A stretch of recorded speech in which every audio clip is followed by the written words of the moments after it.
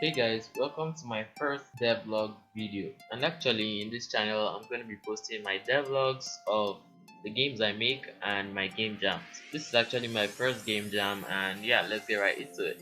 Before I jump in, I just want to tell you how everything started. I joined some game jams from itch.io, and I went to Discord to a channel that actually connected me to people.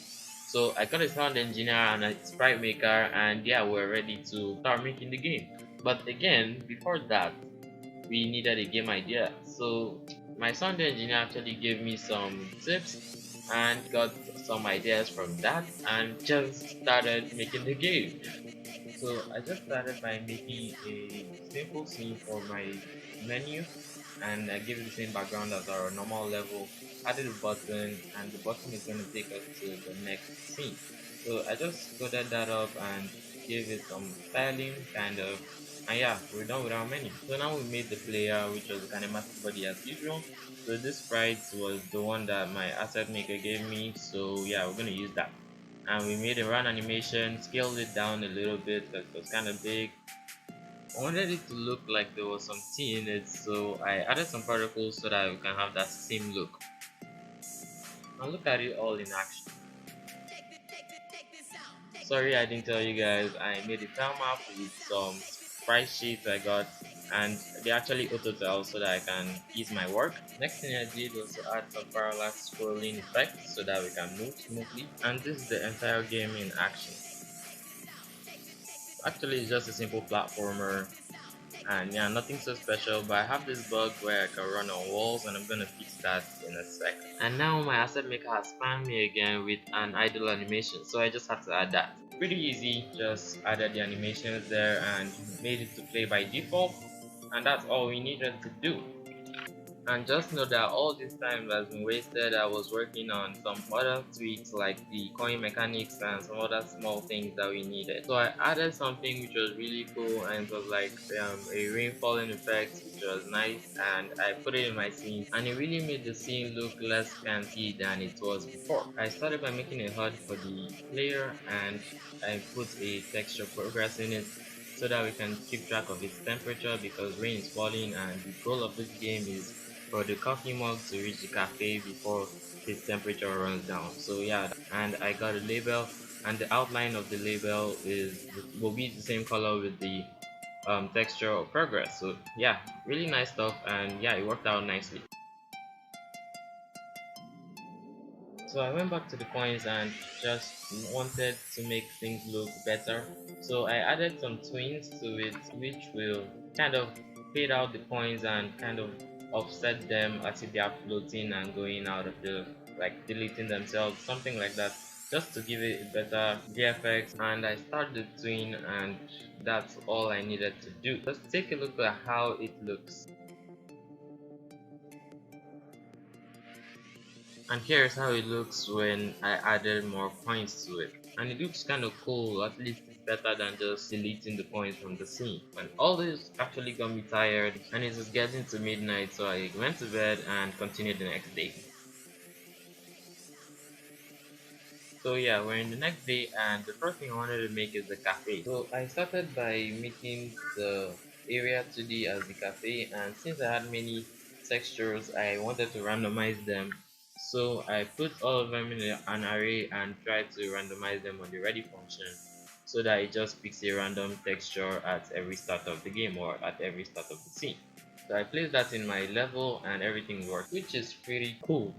So thanks to a cool script I wrote, you can now change scenes using a nice transition animation, which is just two color regs that are going to cover the screen anytime we change a scene. So yeah, that's nice, and it actually looks epic. If you didn't notice, I added a light 2D just to brighten things up, and yep, it looks really nice. So this is all our game progress so far. Although I hit the particle for now so that we will not waste rendering time because of testing sake, but anyways, this looks nice.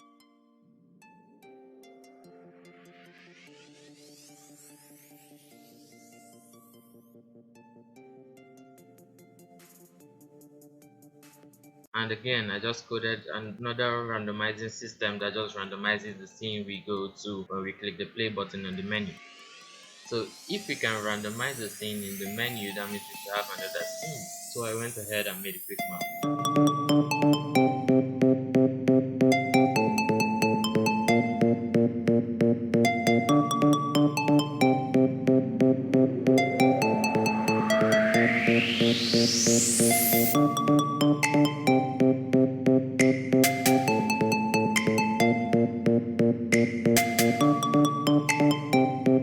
Now we're done with the map, we can now copy our level randomized code to our player script. The obstacle you saw earlier, I just added a little flair to it by using particle. Now it's time to make our menu look more appetizing. So I went out to style it, put some new buttons and use themes to style them too, so that we can have a nice looking menu. And you'll see the results as usual at the end. After a couple of minutes of work, I came up with this. So as you can see, we've added some buttons in the settings, which is really cool. And now we're just waiting for the sound engineer to give us some crazy beats. And for a quick spoiler, we have this. And again, it's about 2 a.m., so I gotta go to bed. So again, I've woken up and we're going to continue from where we left off. But actually, I don't like how my transition system is, because if we have like a larger screen, it's gonna have some issues. So we want to change that.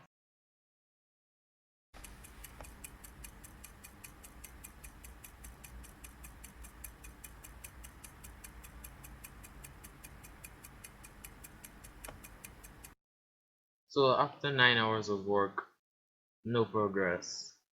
What's happening? I literally don't know what's going on. Anyways, we're going to go back to work and try to make that transition work out for us. And this time, we're going the hard way.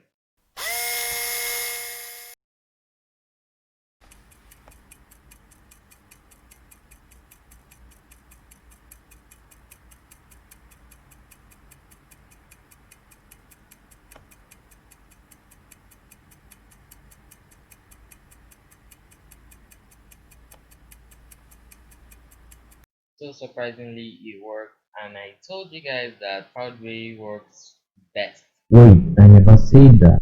And I'm actually gonna make a tutorial on that because I like making tutorials on things that give me problems. So yeah, I'm gonna do that. After the transition of my list, that's all the main stuff we need to do. And actually, the other thing we did was just to put a linear minimap, and I think I'm gonna make that a tutorial on this channel. So yeah, that's it for the main stuff, and at the end we came up with this. And when I say we, I mean my imaginary friends that usually help me to code. But wait, before we jump right into that, we need some sounds in our game because our game is literally empty. So I made a new scene, which was an audio stream player 2D as the root node, and I set up some variables in the global so that we can keep track of the settings and all that stuff, so that yeah, the settings will work quite obviously. And on the ready, I set the stream to null if global the sound equals to null. So yeah, that worked really nicely, and I like stuff when it works without debugging because it's kind of cool. Yeah, so I went back to the player, set up some sounds like the step sound and the jump sounds and the other stuff that we needed. And yeah, as I said before, everything worked nicely without debugging. Now what I did was just make the fill screen, and yeah, that was kind of easy. Actually, I won't call it a screen because it's just a black color red that covers the whole screen when we die. I also put the dying animations and it's working pretty well. I did some more programming and it now looks better. I found a cool hacky way to fix the running on walls bug by using an Area 2D that has a collision of a line.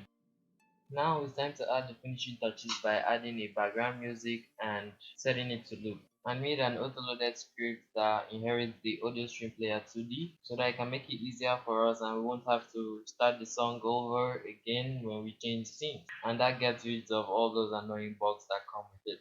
Now for the time everyone has been waiting for, the final preview of the game. But wait again, there's one more thing. Ah, don't worry, there's nothing to do again. Yeah, let's go right into it. No, get that out of there. Those particles look whack. Let's try this one more time.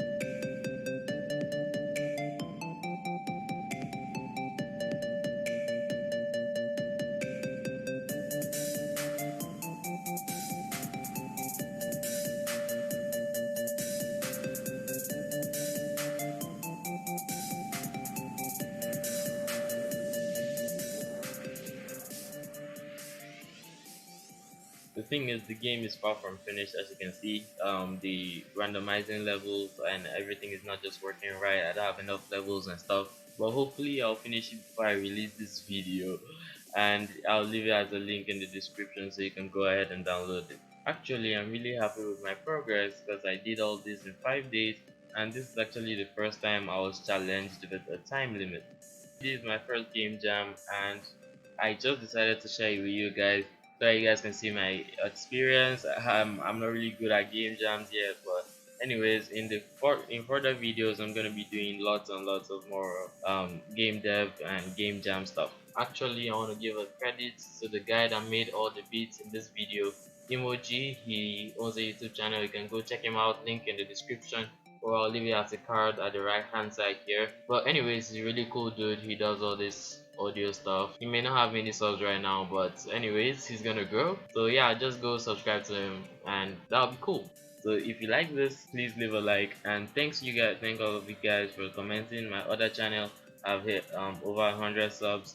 I know it's not a lot, but still thank you.